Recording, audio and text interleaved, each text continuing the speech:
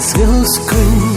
shisha ba phik ta yana ngam tiếp shu ya ka kriat kap ja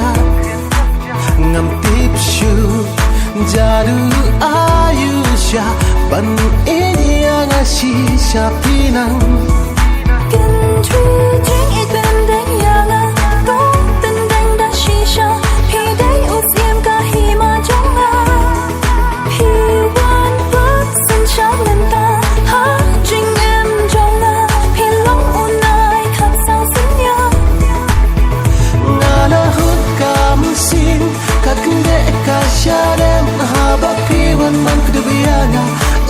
kam sin jong na na la hut kam sin ka kende ka sharem ha ba pi wan man kdubiyana kam sin jong na tu bat kikti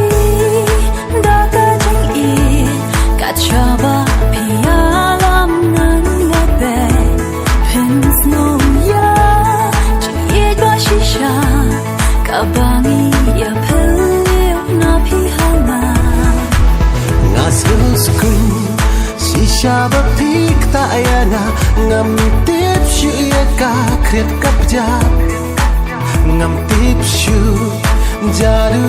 ayusha ban inya nga shisha pinang Can true drink it ben dang yana to ten dang da shisha pi dai ut yem ka hi ma jong a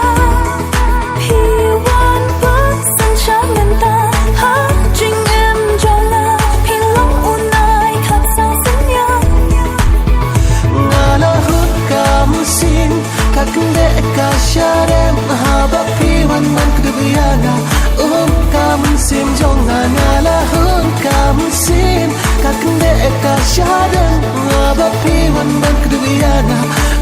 kam sin jong na nga la hut kam sin